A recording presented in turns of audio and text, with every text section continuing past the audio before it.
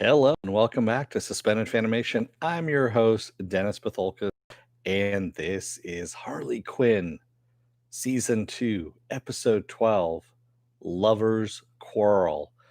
Welcome, everybody.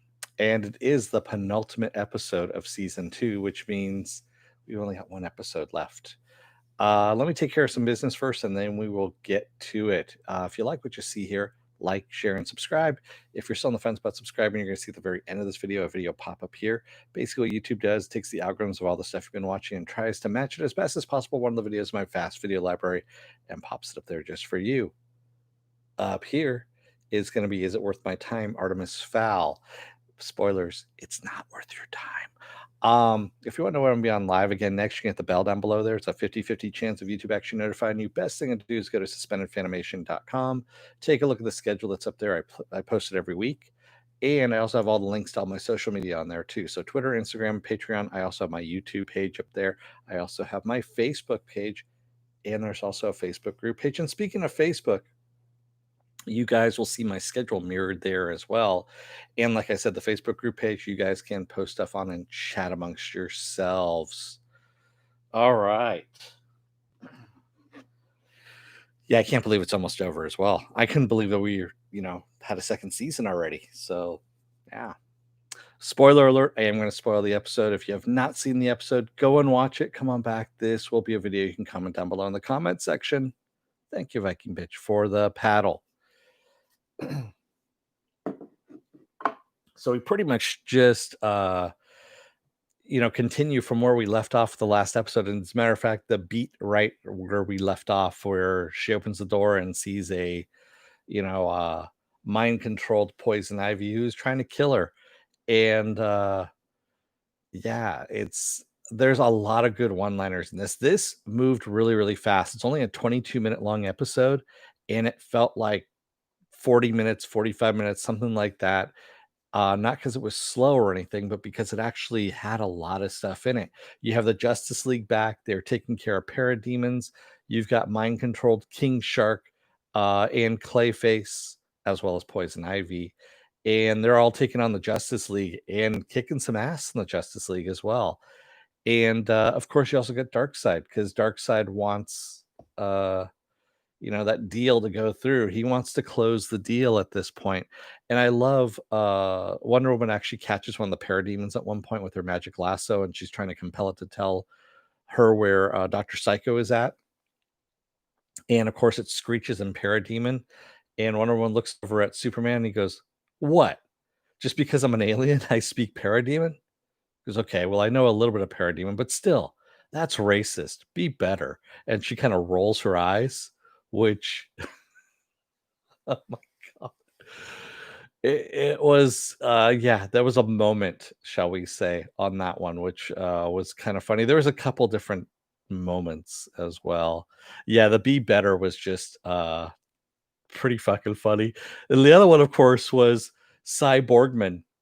We find out that Cy is still alive. That eye that he gave Harley, of course, blinks in Morse code, and Kite Man, of course, can read Morse code because, as he puts it, kiters and sailors both know Morse code, and they can, communicate without making any sound, as he says. And they plug in his eye to the TV, and they want to know how come Psy was not able, wasn't mind controlled. Like, yeah, he was like Max Headroom. I love the Max. Yeah, he was just doing the whole. That was not a skip in the video, by the way. That was me doing that. Yes, I do know how to do Max Headroom. Yes, yes, I do. I watched many, many, many times Max Headroom. So,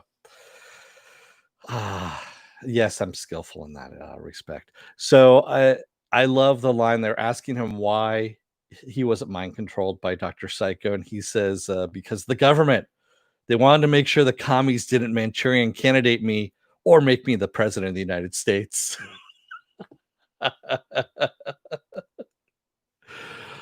Oh man, that was just perfect, spot on. I mean, like I said, there's so many lines in this. Also Dr. Psycho saying, I want to do a cool Wesley Snipes line, and Riddler's like, Wesley Snipes? When's the last time you saw a fucking movie?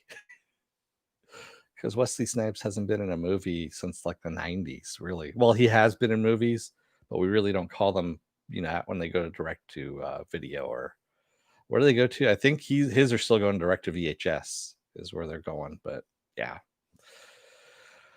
And then of course Batman having fighting King Shark, excuse me, I had a little nap there. King Shark, and he pulls out the bat shark repellent. I love the little aside there, you get some of that.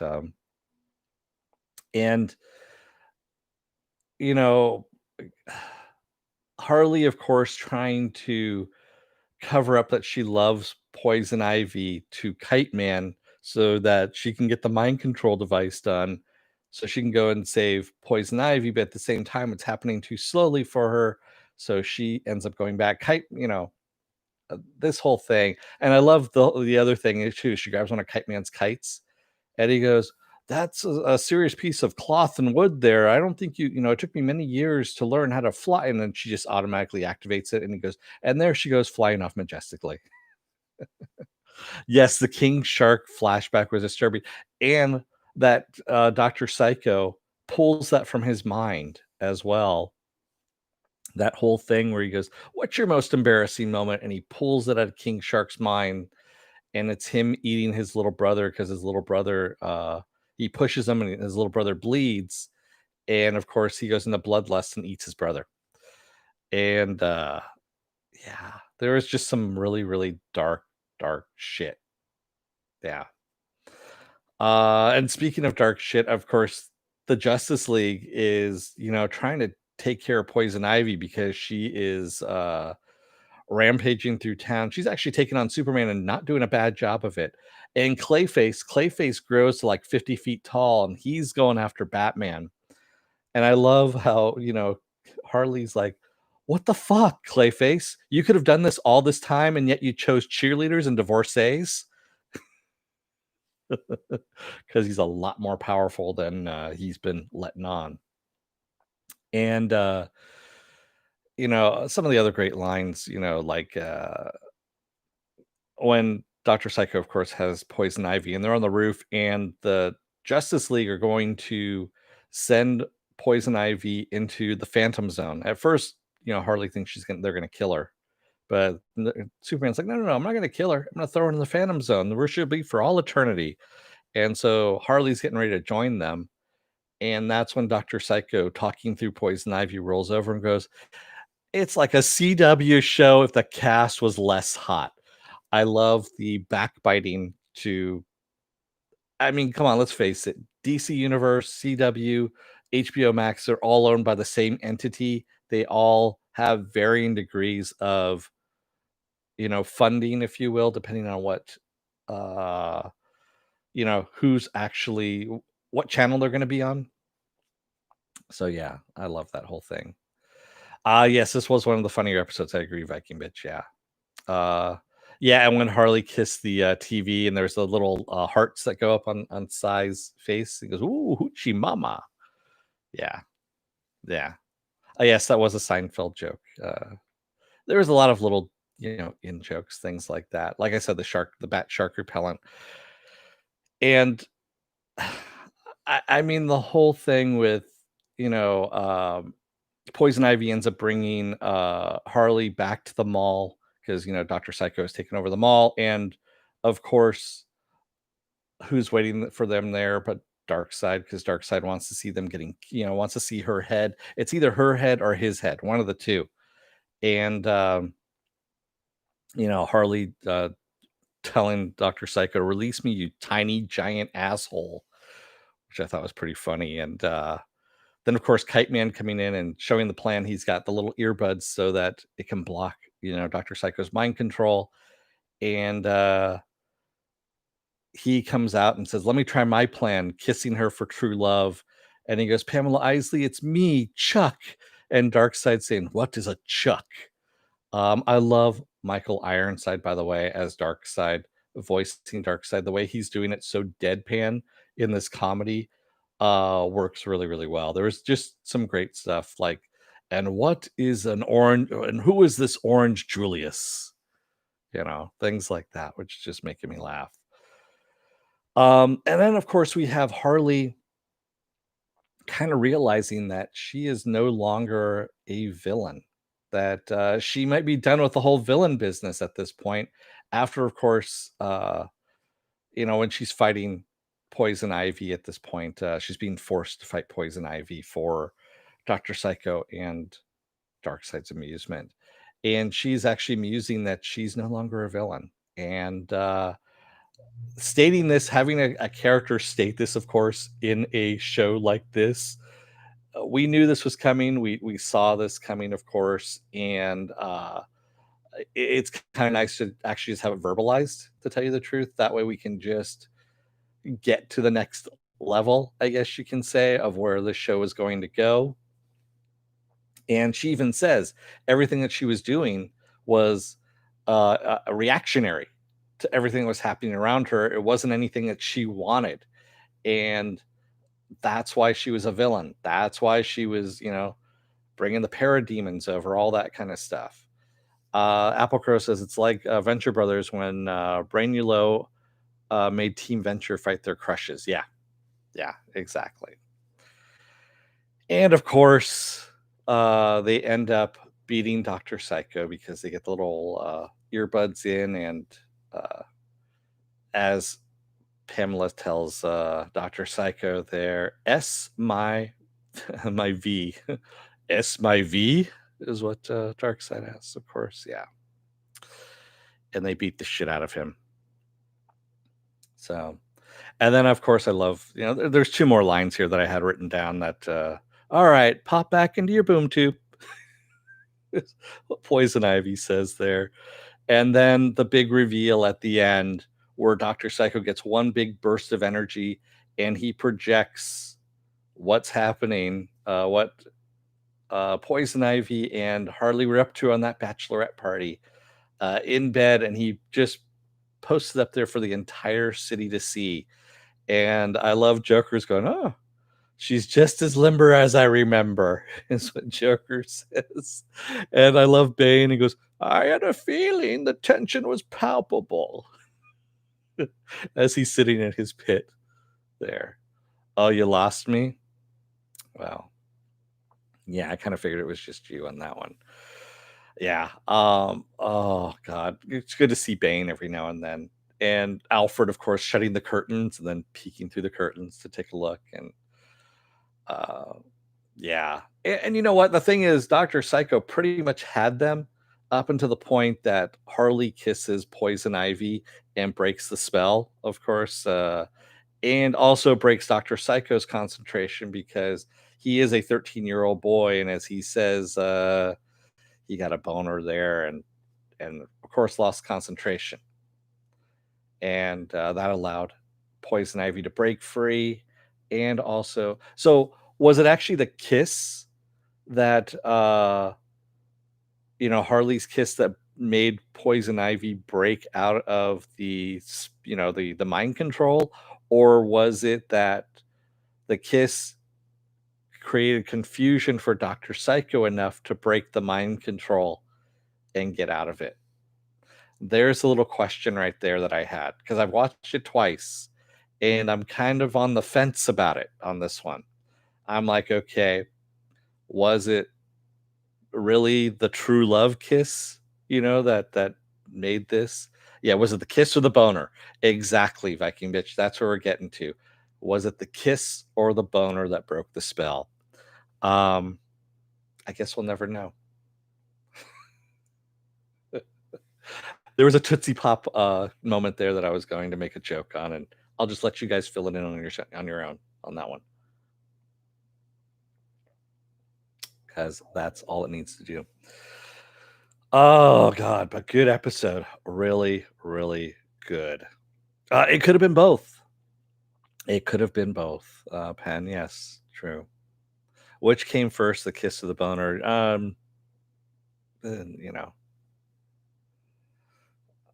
there's too many jokes there, Apple Crow. I can't say at this point. So I had Three Stooges syndrome. And yes, this is an excellent show. Excellent voice work. I'm glad, Cyborgman was back. I'm glad that Superman with the dad jokes too, the really bad dad jokes. I guess Poison Ivy should have hedged her bets, and everyone's like, eh. He goes, whatever, and he flies off. Oh, I mean, there was a lot of really good writing in this one, a lot of really good writing, and just a fun episode all the way around. Um, Definitely looking forward to. I'm looking forward to and saddened by next week's episode because it is the last episode of the season, and also I have to fill in on something on Fridays there, so we'll find out what. Yeah, it is bittersweet, but yeah. Actually, I don't have my book around. I was looking for my book here. I know there's something coming up on Fridays around the same time, and maybe not. Oh, you know what it was? I think it was Artemis Fowl that I thought was a series. Thank God it's not, because good God. There has not been an announcement of season 3 yet, Apple Crow. Yeah, I follow the Harley Quinn um, Twitter account, and they said they haven't gotten an announcement yet because, quite honestly, I'm thinking DC Universe is going to get folded into HBO Max because, again, like I said, if you took a look at last Saturday's Saturday morning blast off, there was the whole thing about too many different apps that were out there for HBO Now, HBO Go, HBO Max, and how they were just changing it out. So only HBO was going to be there and HBO Max. And then also DC Universe falls under that. So do you have DC Universe as its own separate entity? Do you fold it in HBO Max and also bring the comic book stuff in there and also the DC rewards and all that in there as well? So, how do you do this? Because supposedly all the funding is separate as well. So, DC Universe has its own funding, CW has its own funding, and HBO Max has its own funding. That's how these guys, Doom Patrol, are being funded because it's half DC Universe and half HBO Max that are putting in the funding from their respective budgets. Otherwise, that wouldn't have gotten a season 2, even though it was so damn good for season 1. But it was really fucking expensive from what I understand, and that's the reason why they had to split it between 2 different streaming services. That was even though they're all owned by AT&T. Yes, they did. I mentioned the CW joke. I did mention the CW joke, and like I said, that's the backbiting a little bit, and that's what I like about this show too. It's not afraid to do a little backbiting, which it shouldn't be. It shouldn't be afraid to do that. Ah, so what else do I have going on this week? Tomorrow, of course, is the very excellent Saturday morning blast off, where I take the genre news of the week and any of the genre stuff you guys want to talk about, and we talk about it. Sunday, I'm off. Monday is Stargirl. Stargirl, Stargirl, Stargirl. Tuesday is. Does anyone know what that is? It's going to be another episode of Is It Worth My Time? Wednesday, I'm off. And then Thursday is Doom Patrol. That's right. Season 2 of Doom Patrol is next Thursday. And then, of course, we come back to Friday with the final, the season 2 finale of Harley Quinn. There we go. And as Penn has put down there in the chat, take a look at suspendedfanimation.com. That's where my schedule is. It changes out every week. And it changes out every Monday is where it changes out. So there you go. And yes, Stargirl is much, much better than expected. I was pleasantly surprised. By the way, for those of you who have DC Universe, take a look on DC Universe. There is a new extended, not new, it's a couple days old. There's an extended trailer for Doom Patrol season 2. Perfect. I mean, it's awesome. It has, I think it's like 5 minutes long. It's set to a faux disco music that I want to say is a bastardized version of um, Making It. And there's roller disco that's in there as well. There is an introduction of some people called the Sexmen. What else is in there? There's a lot of stuff that's in there. A lot of stuff that is in that trailer. I was surprised at how much was in that trailer, and it makes me want to watch it again.